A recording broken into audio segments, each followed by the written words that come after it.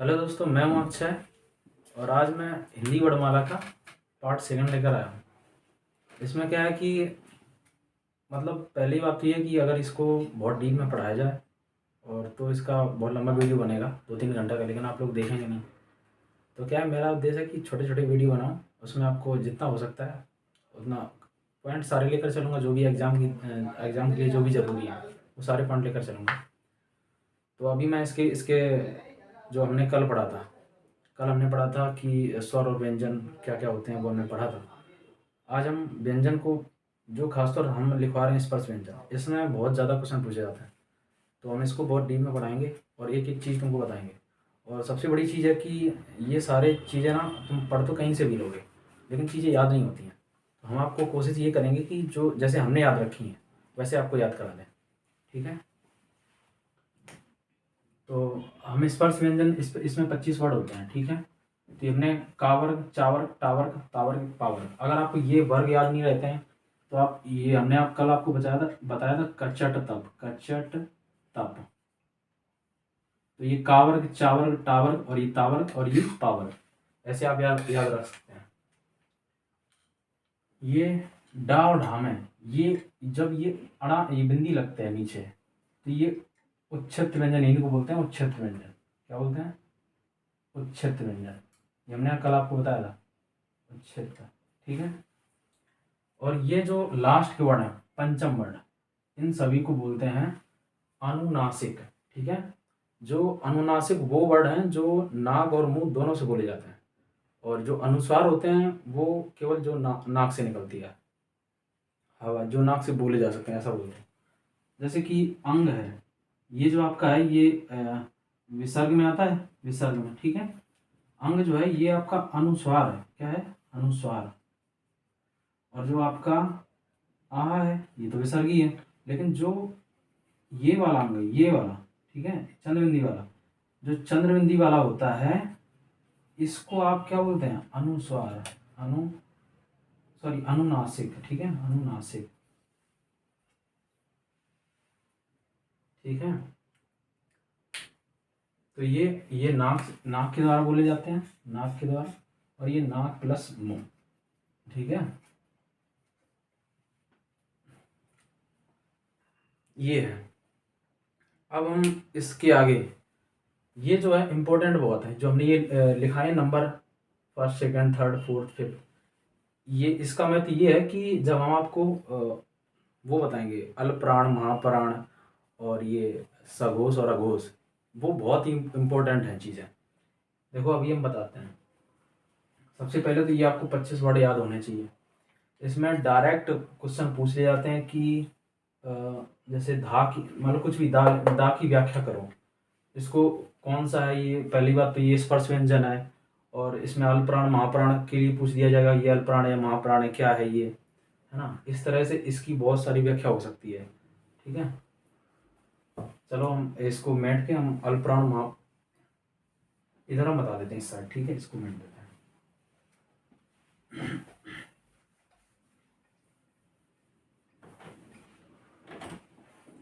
अब क्या है कि देखो, हम सबसे पहले तो तुम्हें सघोष सघोष बताते हैं। सघोष, सघोष वर्ण क्या है? सघोष वर्ण, सघोष क्या है? सघोष वे वर्ड हैं जिनको बोलने में कंपन कंपन होता है। कंपन कैसा? जैसे कि हा है, हा, तो इस कंपन हो रहा है ना। जो भी अंतस्थ व्यंजन है वो सारे किस में आते हैं? वो सारे सघोष में आते हैं। जैसे कि जो जो जिसमें कंपन हो रहा है, जो मतलब नाक और मुंह दोनों से बोले जा रहे हैं, ऐसा सघोष कौन कौन से हैं? तो पहली बात तो इसमें कौन कौन से हैं जो स्पर्श व्यंजन है, उसमें आपके जो सघोष हैं वो लास्ट के 3 हैं, यानी कि थर्ड, फोर्थ और फिफ्थ। ये आपके क्या है? सघोष। ठीक है। वर्ग, थर्ड वर्ग, फोर्थ और फिफ्थ, ये सारे सघोष में आते हैं। जैसे ये ना तो कंपन हो रहा है ना, और जो जिसमें नाक से बिल्कुल भी ना बोले जा सके, जैसे जिसमें केवल मुंह से बोले जा रहे हैं, वो अघोष हैं। कौन कौन अघोष? कौन कौन से हैं अघोष? ये है फर्स्ट और सेकेंड, ठीक है। और कौन कौन से सगोश हैं, इसके अलावा कौन कौन से सगोश हैं, उसके अलावा है सबसे पहले तो अंतस्थ व्यंजन है। अंतस्थ व्यंजन कौन कौन से होते हैं, अंतस्थ व्यंजन प्लस सघोष में और एक और आ जाता है, सघोष में जो हा और होता है इसमें हा, ठीक है। वैसे तो ये ऊष्मी व्यंजन है, लेकिन ये सघोष सघोष भी है, जबकि बाकी जो ऊष्मी व्यंजन है सा वो सघोष में नहीं आते हैं, केवल हा आता है, ठीक है। और क्या है इसमें, हाँ एक और है, ये जो आपके ढ़ा ढा बनने हैं उच्छित व्यंजन, ये भी आपके सघोष में ही आते हैं। ये हो गए वर्ग। अघोष में फर्स्ट और सेकंड जो भी का खा और चा छा टा ठा ये सारे, ये दोनों लाइनें ये आपके अघोष में आती हैं। अघोष वर्ण जो मतलब जो केवल जिसमें मुंह से बोले जा सकते हैं, जिसमें नाक से हवा नहीं बल्कि मुंह से निकलती है, ठीक है। तो इसमें कौन सा ऊष्म व्यंजन ऊष्मी व्यंजन आते हैं, ऊष्मीय व्यंजन प्लस और कौन से होते हैं, हाँ बस यही होता है। ऊष्मी व्यंजन में हा नहीं होता है, ठीक है। इसमें आपका केवल सा और ये सा और ये सा, बस यही होता है, ठीक है। ये तो आपके सघोष और अघोष हो गए, हमने इनको बता भी दिया कौन सघोष होते हैं कौन अघोष होते हैं।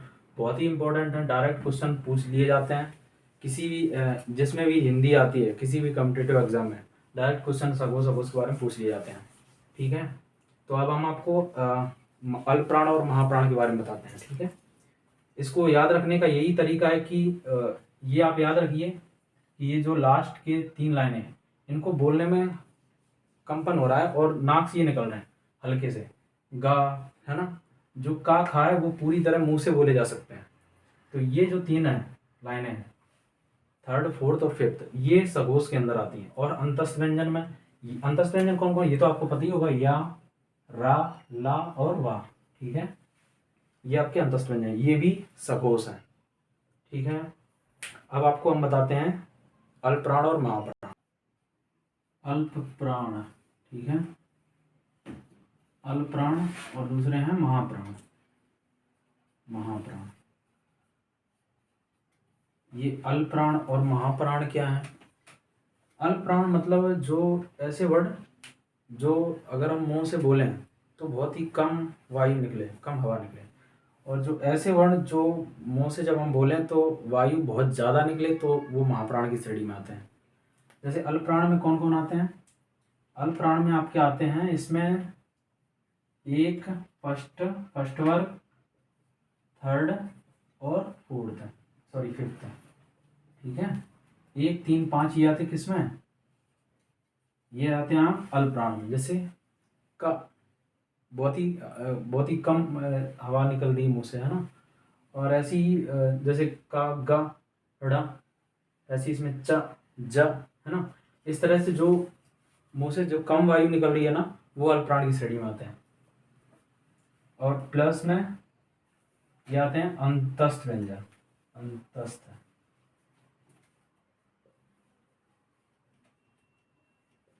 प्लस अंतस्थ व्यंजन कौन कौन से, या रा ला वा, है ना।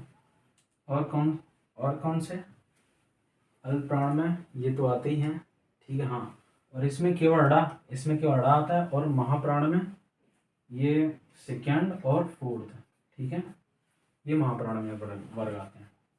सेकेंड महाप्राण में कौन, ये खा ज़्यादा वायु निकल रही है, घ ज़्यादा वायु निकले ना, वो महाप्राण की श्रेणी में आते हैं। तो प्लस में, और ये बाकी कौन है, पूरे ऊष्मीय व्यंजन, ठीक है। ये अब इसमें महाप्राण में पूरे उसमें आगे कौन कौन से, सा हा, तो सारे ये महाप्राण की श्रेणी में आते हैं। प्लस में इसमें एक और है ये ढा, ठीक है। ये बहुत ही ज़्यादा इम्पोर्टेंट है, इनको आप याद ऐसे रखेंगे। सबसे ज़्यादा कन्फ्यूजन कहाँ होता है कि जब आप अल्पप्राण और ये महाप्राण और सघोष और अघोष में बहुत ज़्यादा कन्फ्यूजन होता है कि कौन किस में कौन सा वर्ग है। तो इतना आप याद रखिए कि जो अंतस्थ व्यंजन होते हैं, अंतस्थ व्यंजन हमेशा पहले में आते हैं। पहले में कैसे, जैसे पहले हम सघोष लिखते हैं तो अंतस्थ व्यंजन उसमें भी आता है, और पहले हम अल्पप्राण लिखते हो अंतस्थ व्यंजन इसमें भी आता है। बताया कि सेकेंड फोर्थ, ये सेकेंड और फोर्थ वर्ग और उसी व्यंजन अगर शायद आपको दिख नहीं रहा है तो हम थोड़ा सा ऊपर लिख दे रहे हैं, ये अंतस्थ व्यंजन या, रा, ला, वा, ठीक है, ये सारे प्लस में आपका ढा, ठीक है, आपको दिख रहा होगा। तो ये आपके अल्पप्राण महाप्राण हो गए, ये बहुत इंपॉर्टेंट है। हमने आपको बताया कि जो सगोश सबसे ज़्यादा कन्फ्यूजन कहाँ होता है बच्चों को, कि अल्पप्राण महाप्राण और सगोश सगोश में कौन किस में है, ये आप भूल जाते हैं जनरली। तो इतना आप याद रखिए कि जो अल्पप्राण है, ऐसे याद रखिए कि हमारे जो अल्पप्राण है उसमें 3 आते हैं। कौन, सबसे पहले तो ऐसे याद आ जाएगा कि का, कम वायु निकली तो का, ग, ण, ये आपके अल्पप्राण में निश्चित है, तो 1 3 5 ऐसे याद आ जाना चाहिए, है ना। और अंतस्थ व्यंजन, एक चीज याद रखना, अंतस्थ व्यंजन पहले में भी आ रहे हैं और सघोष भी हम पहले लिखते हैं उसमें भी अंतस्थ व्यंजन आ रहे हैं। इसमें महाप्राण में भी ऊष्मी व्यंजन आ रहे हैं और बाद वाले हैं, और उसमें जो अघोष है उसमें भी बाद में हम अघोष लिखते हैं, उसमें भी ये ऊष्मी व्यंजन आ रहे हैं। तो इससे आपको याद रहेगा। इसमें इतना और याद रखना, इसमें सारे ऊष्मी व्यंजन आते हैं, सॉरी ये हमने गलत लिखा है कि ऊष्मी व्यंजन जो इसमें आते हैं वो सा, सहा, सा और सा और हा, ये ऊष्मी व्यंजन हम लिखा रहे थे ना। अंतस्थ व्यंजन यार वाला हुआ अंतस्थ व्यंजन है, तो महाप्राण में ये सारे आते हैं, ठीक है, इस तरह ये हो गया। अब आपको हम बताते हैं कि इनमें बताते हैं जो कंठ वर्ग, ये ओष्ठ वर्ग, ये हम बताते हैं दंत वर्ग कौन से होते हैं, मूर्धन कौन से होते हैं। सबसे पहले तो आपको समझने की जरूरत है आपकी, अगर आपका हम थोड़ा चेहरा बनाएं, ठीक है, सही नहीं बन रहा है क्या?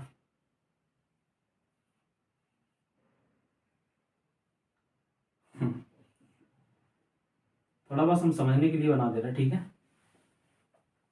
तो एक चीज ये देखो पहले, जो आपका ये गला होता है यहाँ, ये आपका क्या है, ये आपका गला है, ये आप इसको बोलते हैं कंठ, ठीक है, कंठ।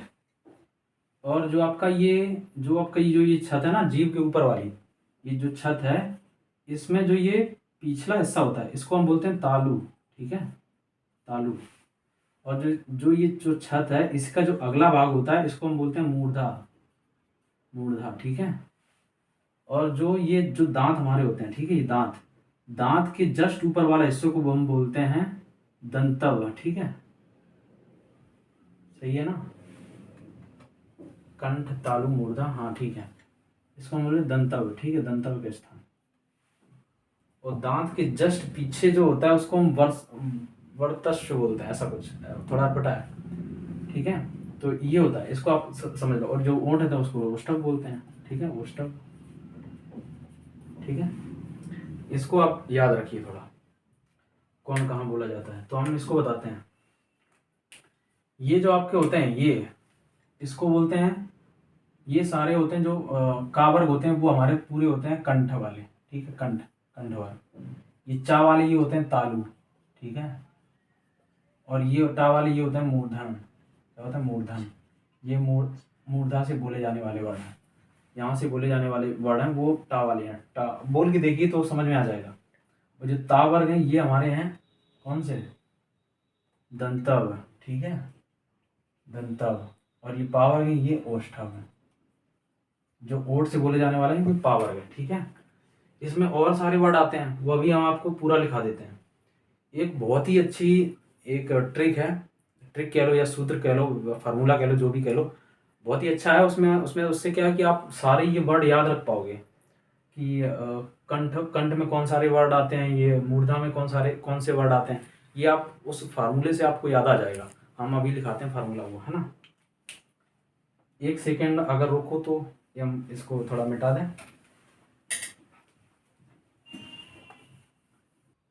देखो हम वो जो हम कंठ ओष्ठ ये वर्ग बता रहे थे ना, ये आपको कैसे याद रहेंगे, बहुत ही इंपॉर्टेंट है और बहुत ही ज़्यादा पूछे जाते हैं। तो आप ये हम एक सूत्र सा लिखवा रहे हैं, उससे क्या तुमको याद बहुत अच्छे से रहेगा, ठीक है। जैसे ए, जैसे होता है पहला है अकुह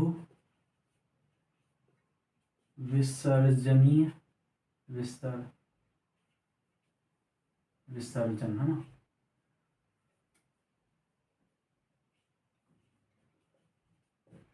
नाम कंठा, अकुह विसर्जनी नाम कंठा। इसका मतलब क्या है, ये संस्कृत का एक श्लोक टाइप का बना दिया गया है। इसमें कौन कौन से कंठ, इसका मतलब है जो आ है ये, और ये का वर्ग, और ये हा, और ये जो विसर्ग है ये आपके किस में आते हैं, ये आपके कंठ में आते हैं। इसका मतलब ये, ठीक है। जो कंठ में आते हैं, जो कंठ से बोले जा सकने वाले वर्ड हैं, वो आ है, का वर्ग है, हा है और विसर्ग है, ठीक है। ये पूरा एक सूत्र सा है, फार्मूला है, ठीक है। ऐसे ही दूसरा है कि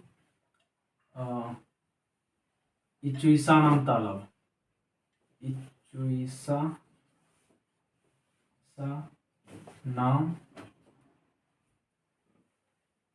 तालब, ठीक है, तालब, इचुईसा नाम तालब। इसमें जो तालु में आने वाले वर्ड हैं वो ई, ठीक है, और ये चा वर्ग, और ये या, और ये वाला सा, सीटी वाला, ठीक है। ये आपका किस में आते हैं, ये आपके आते हैं तालु में। ये आप बहुत ही इंपॉर्टेंट है, बहुत ही अच्छे फार्मूले हैं, इससे आप भूलेंगे नहीं, मैंने भी ऐसे ही याद रखा है। और जो आपका तीसरा है वो है कंठ तालु, और क्या बचा आगे, मूर्धा, है ना। तो इसरा टुरसा,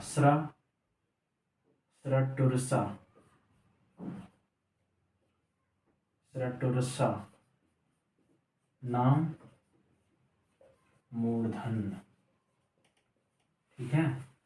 इसमें कौन कौन से आते हैं, स्रा आता है, टा वर्ग, ये रा, और ये सा, ये आपके किस में आते हैं, ये आपके मूर्धा में आते हैं, ठीक है, मूर्धन में आते हैं। मूर्धा में दो वर्ड और आते हैं, कौन कौन सी, ये आपके ढा और आपके ढा, ठीक है, ये याद रखना, इंपॉर्टेंट है बहुत ज़्यादा, ठीक है। हो गया, ये 3 हो गए। आगे हम आपको जगह नहीं है, हम थोड़ा मिटा देते हैं, 1 मिनट।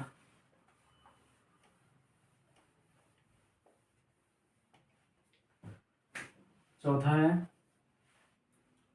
का हो गया, चा हो गया, और टा हो गया। अब कौन सा बचा, कौन सा आगे, कच्चट, तावर, तावर खिलाने हैं सरटुरसा, लटुरसा, हाँ, लरा तुलसा, लड़ा तुलसा नाम,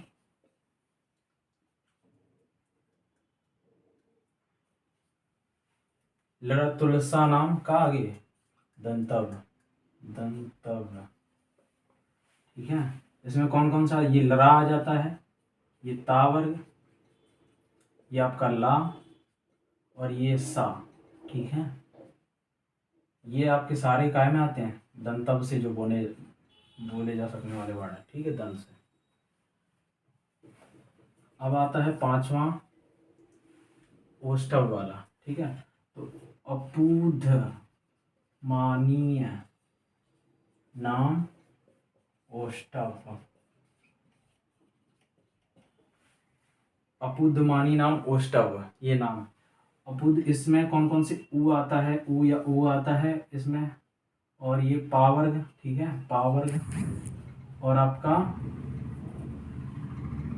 हाँ बस यही, ये आपके ओट से बोले जा सकने वाले हैं, ओष्ट से, ठीक है। जो ओट से बोले जा सकने वाले वर्ड है वो ऊ या पावर, पूरा पावर, ठीक है, ठीक है। ये बहुत ही 5 जो हमने ये फार्मूले का बहुत ही इंपॉर्टेंट है।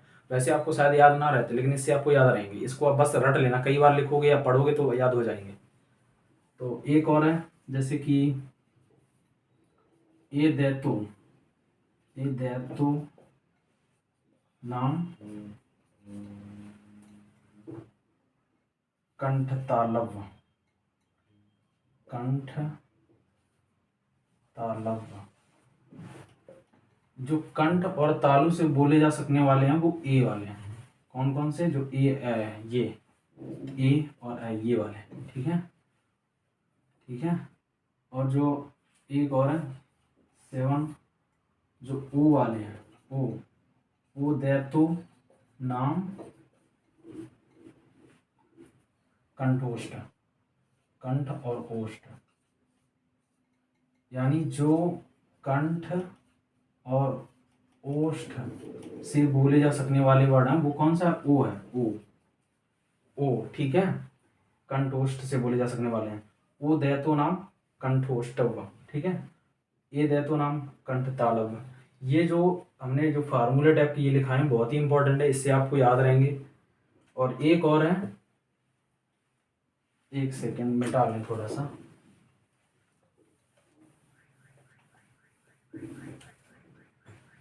एक और है 8वां, वाह है ये दंत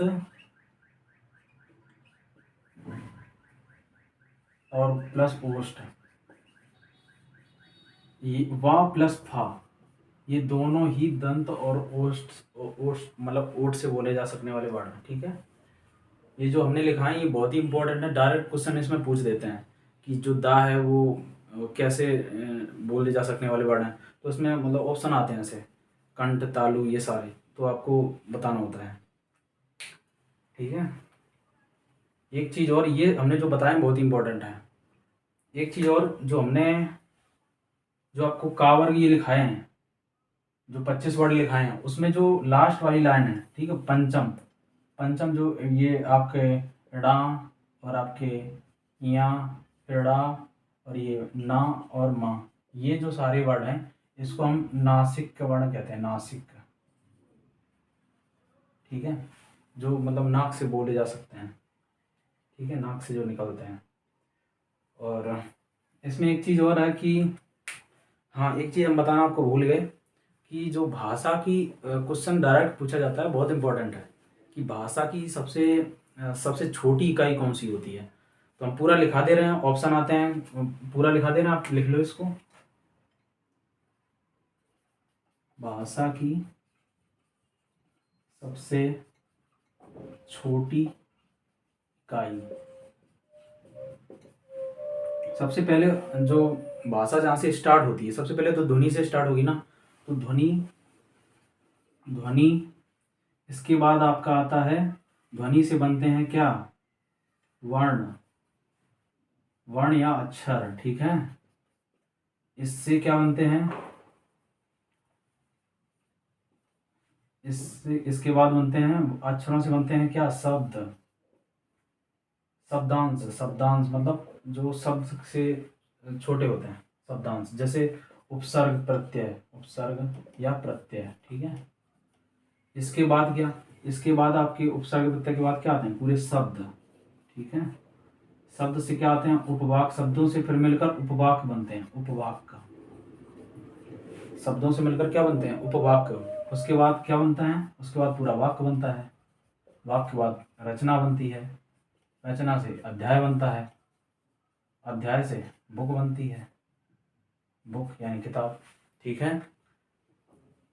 तो ये बहुत ही इंपॉर्टेंट है, डायरेक्ट आपको क्वेश्चन पूछ दिया जाता है कि ये आपको 4 ऑप्शन दिए रहेंगे, ये 4 दे दें या फिर यहाँ से स्टार्ट कर दें। तो अगर ये 4 दिए रहेंगे तो आपको सबसे छोटा इसमें वर्ग है, अगर यहाँ से स्टार्ट करेंगे तो सबसे छोटा आपका ध्वनि है, इस तरह, ठीक है। हम खास तौर से कॉम्पिटेटिव एग्जाम के लिए हम पढ़ा रहे हैं, मतलब जो कंपटीशन में जो पूछे जाते हैं, जो हमने जो देखा है, हमने जो एग्ज़ाम दिए हैं उस अनुभव से हम आपको बता रहे हैं, ठीक है। तो आगे हम जो चीज़ें बची हैं वो हम तीसरे वीडियो में, अगर जो कुछ बचा है वो हम आपको बता देंगे। थैंक यू, धन्यवाद, जय हिंद।